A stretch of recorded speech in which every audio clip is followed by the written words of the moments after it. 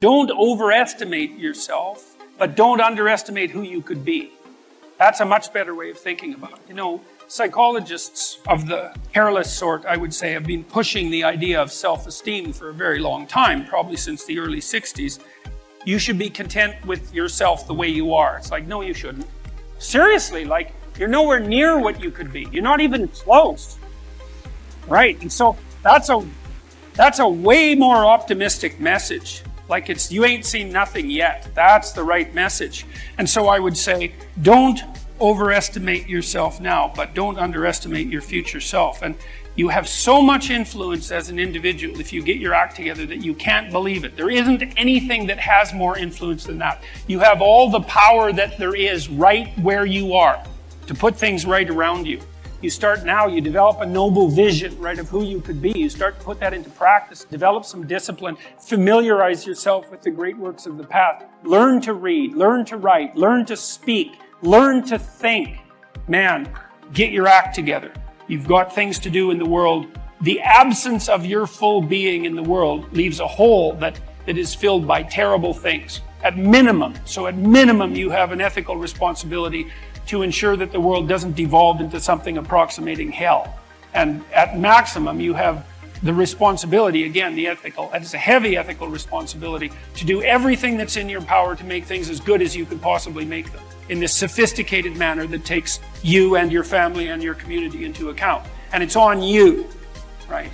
And that's meaning. You know, people say, well, I'd like to have a meaningful life. It's like, well, fair enough, but the price that you pay for the meaning that transcends tragedy is the adoption of responsibility for the catastrophe of existence.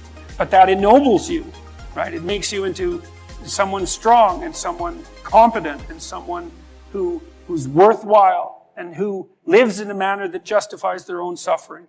And there's nothing better than you could possibly do than that.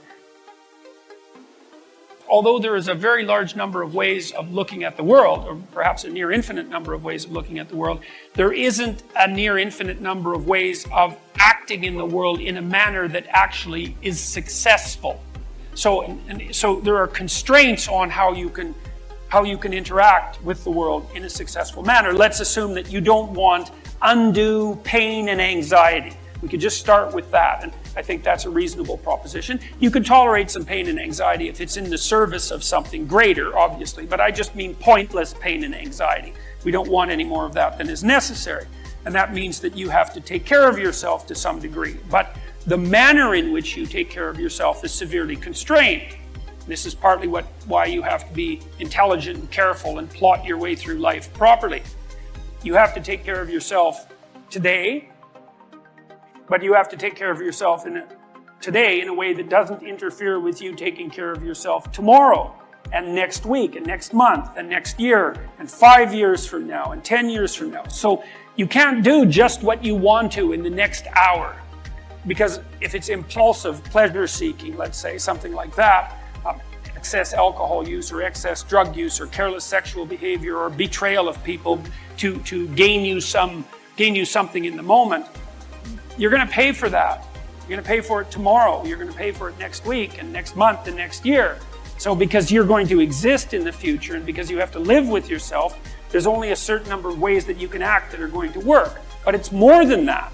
It's not just that you're responsible to your future self or the set of all your future selves. It's that you also have to act in a way that works for your family.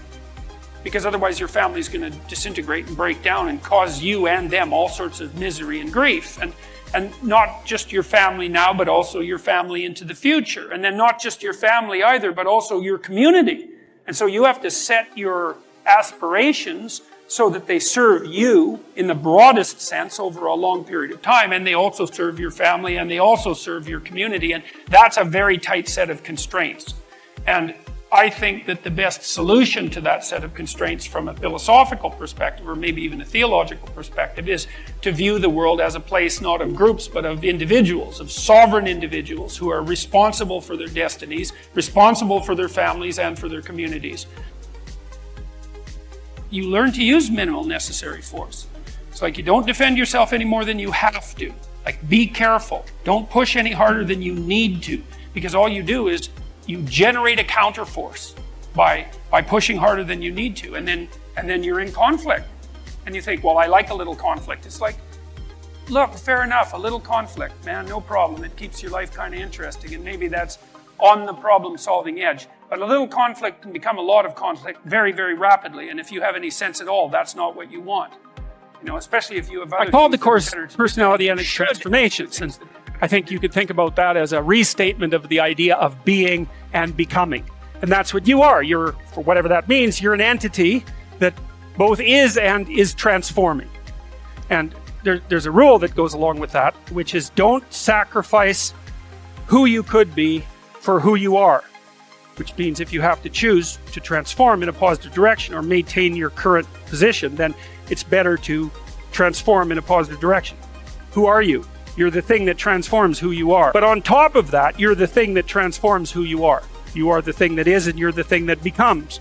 And you should put the thing that becomes at a higher place than the thing that is. That means you also have to allow yourself to shake off those things about you that you might be pathologically attached to, habits and people, for that matter, ways of thinking, all of those things. You have to allow yourself to shake those off, and that's more like a burning.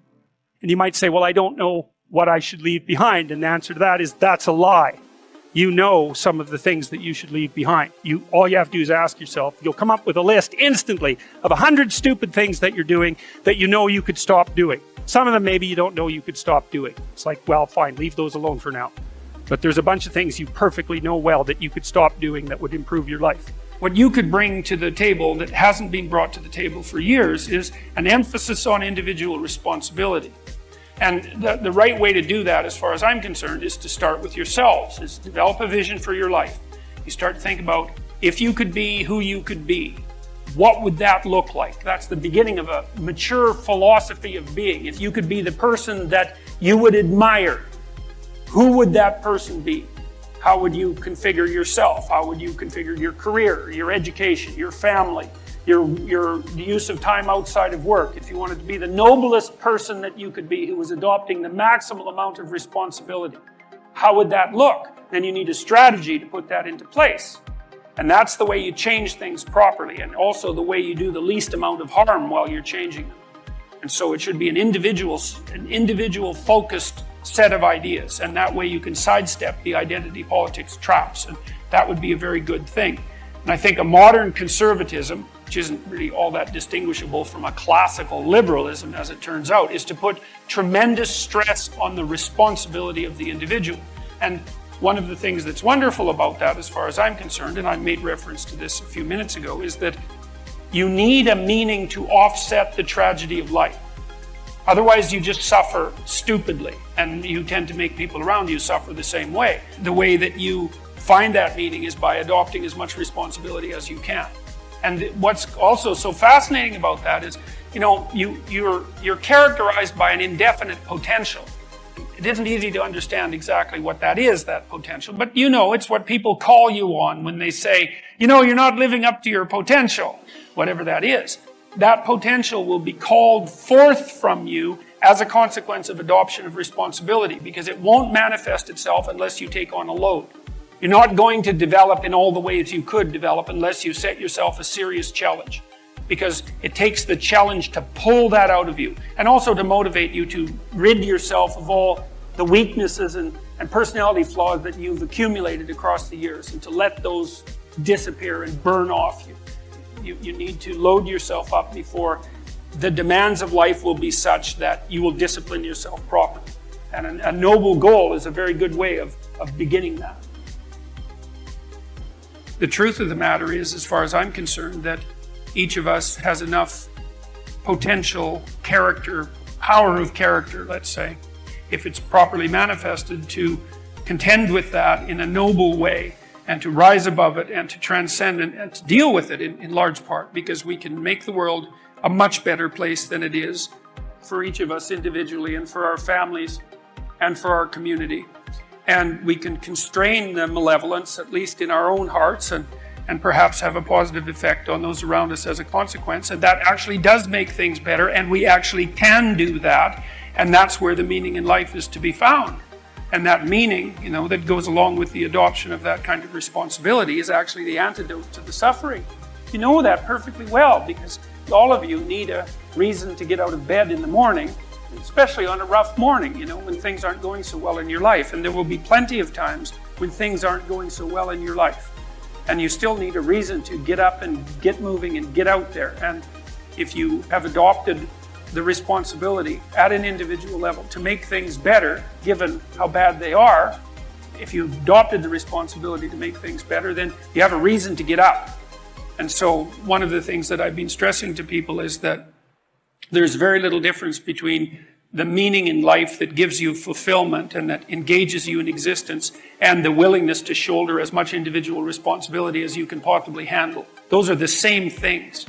And that's a really useful thing to know. And you kind of know this, right? Everybody knows this because, first of all, if you're not living up to your responsibilities, even to take care of yourself, the probability that you're going to be ashamed of that at some level is extraordinarily high. And so your own soul tells you that you're in error, so to speak. But also if you look at who you spontaneously admire, which is a good indication of where your value system really sits, you'll see that the people you admire are always people who take responsibility for themselves and responsibility for their family and responsibility for their community.